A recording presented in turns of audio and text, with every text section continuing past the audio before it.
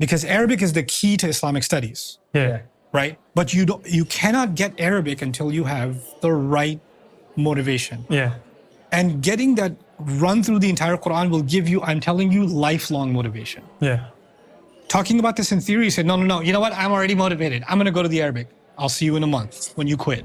And that's what I feel my role is for younger people. Like what I did over a decade and a half, you can do in a year, you can do in 6 months. Yeah. And I become the stepping stone for your progression, right? But the reason my work isn't an alternative to the study of the Quran, I see it as a stepping stone to the study of the Quran. Yeah.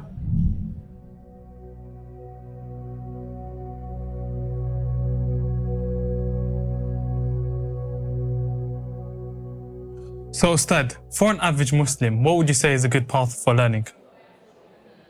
It's a good question. Look, my experience sort of limited to study of the Quran, and then the rest of Islam kind of started falling into place for me as I was studying the Quran. So I can only recommend what I experienced, and maybe somebody else will have a very different recommendation than I will. But what's cool about my recommendation plan is that more and more scholars that I look up to and that I've admired that are more like diversified in their knowledge than I am across multiple sciences now endorse my view on this. So I feel much more validated in making this recommendation. And that is that I think the thing that, the message that changed the world that the Prophet brought fundamentally was the Quran. And then the practice of the Prophet ﷺ is an application of the Quran. So it's as if the application, you know, when you're studying a chapter and then there's examples. So the Quran is like the chapter and the prophetic practice, so the Sunnah is the examples, right? It's putting that to practice. So you can't be studying the examples without knowing what are the examples of. You see what I'm saying? So getting a comprehensive view of the Quran is a really powerful starting point. And then as the Quran gets studied, the prophetic practice keeps getting touched on. And it builds, in my view, it builds your appreciation of the Sunnah in the shade of the Quran. So and therefore you get a comprehensive picture of the religion. So the real question is, how do you properly study the Quran for the average Muslim? That's really what the question is, right? So in my head, there's like a 3-4 step process. I don't think you should start with Arabic. I don't think so because you're not motivated enough to keep going. Like you're gonna. It's a big investment. It's investment. You're gonna be fired up in the beginning, and then you're not gonna feel the motivation. You're gonna taper off, and you're gonna quit. So you kind of ended before you even started. So don't stop there. So you don't start with Arabic. It's just a bit. I know you're lazy. This is not a good idea for you. Just don't do it. So what I tried to do was, well, how can I help the average Muslim get started with the Quran? Because the problem is when you're reading translation, you guys tell me, what problems do you face when you read an English translation of the Quran? It's not like, the English is quite difficult to understand. Okay, and you're an English major. You're like experiencing, I guess, someone else's version of how they've understood the Quran. So you feel a disconnect from the direct language. Also, it doesn't give like a full definition. For example, Alhamdulillah Rabbil Alameen, if you define it as praise be to Allah, you're missing some of it. Thanks be to Allah as well. Right. So there's only one glimpse of the meaning and several facets are missing, right? Other folks have identified, like, I don't see how things are connected, or I don't see how this subject was followed by that subject, or I don't see why there's so much repetition, et cetera, et cetera. So you get these challenges when you're trying to read the translation. Then you say, okay, you know what? I'm just going to study tafsir, right? And first of all, in English or other languages, the tafsir resources are limited. But even if they're not limited, they seem sometimes too complicated. Like it's not because we're talking about the average Muslim. Many Mufassirun didn't write their work with the average Muslim in mind. They wrote it for their students. Right? So, which is a different category of people. Right? So my work became, okay, how do I give folks more than translation? Do justice to tafsir without using tafsiri language. So that becomes a bridge to where they get intermediate enough that when they do go to the tafsirs, they can, okay, now that makes sense. Now I'm not intimidated. So there was an intermediate step necessary for which translation wasn't enough, right? That's at least how I saw it. So I did a commentary on the entire Quran, kind of like a I like to compare it to a video game walkthrough, Yeah. right? You know those YouTubers that make a walkthrough, like, turn left here, turn right here. You're gonna see this boss. You can't if you don't upgrade this weapon, you're not gonna get that boss, Yeah. etc. So I did like a basic walkthrough through the entire Quran and like, hey, here's the thing that's commonly misunderstood when you read the translation.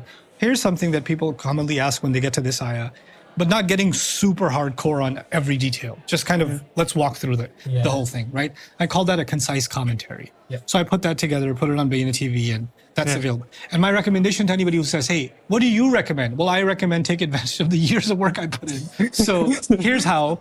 How about you start with that, maybe 20 minutes a day on your commute to work, on your, just kind of take a year and a half, get through the whole thing. It's about 300 hours. Right? Just get through it, but no note. Just you're not taking notes. You're not. Just You know, like just listening to an listening. audiobook. Passively. A podcast. Yeah, or a podcast. Yeah. So this is your Quran podcast. You're gonna turn the Quran into your podcast. You're gonna go through the whole thing briefly, and even as you're listening, you might say, "Hey, he didn't go into detail here, but I have questions. Yeah. He didn't answer those, right?" So what that will do is it will generate a real thirst in you about certain places in the Quran, Yeah. right? And curiosities. And it will also, over time, it will make you more and more dissatisfied with the dependency on me. Yeah. Like, Yeah. why do I have to, like, Experience it through you. through me? By I want to do it through myself. myself. Yeah. How can I get what he already has? I want it for myself, not vicariously through him. Yeah. Yeah. That will generate the real drive and energy that you will need to study Arabic. Oh. Because Arabic is the key to Islamic studies. Yeah. Right? But you cannot get Arabic until you have the right motivation. Yeah. And getting that run through the entire Quran will give you, I'm telling you, lifelong motivation. Yeah. Talking about this in theory, you said, no, you know what? I'm already motivated. I'm going to go to the Arabic. I'll see you in a month when you quit. Do this and you will have first of all, you'll have an intellectual bond with the Quran. And second of all, you'll have the thirst to want to connect with it personally, right? Yeah. And that's when you get into the Arabic studies. Now, once you get into Arabic studies, there's the next challenge. The next challenge is there are complicated issues in the Quran sometimes. How do I deal with them? And I'm telling you, 20 something years of studying the Quran now, there are issues I haven't dealt with yet in the Quran that I'm going to need time to be able to process them for myself. At a basic level, I could talk about it, but at a deep level, I'm dissatisfied with what I know. Yeah. Right? So then that's why I did the Deeper Look series. Okay, here are the surahs where I have taken a deeper dive. Yeah. Maybe I can help you here. And as your Arabic progresses, you can fact check what I'm saying with the Mufassirun and with your own reading, because now you have access to the Arabic, right? Yeah. And so I took advantage of the life work of several other people, the life work of Ash-Sha'rawi, rahimahullah, the life work of Dr. Asar Ahmed. And even when we read the tafsirs, we're taking the advantage of the life work of someone. Yeah. Like we're reading in 20 minutes. What they spend their whole life. You know, that surah was taken in 6 months, and I could do it in 5 hours. Yeah. Right? So, and that's what I feel my role is for younger people. Like what I did over a decade and a half, you can do in a year, you can do in 6 months. Yeah. And I become the stepping stone for your progression. Yeah. Right? But the reason my work isn't an alternative to the study of the Quran, I see it as a stepping stone to the study of the Quran. Right? And then you might find yourself having learned from me and disagreeing with me on many, many things. Yeah.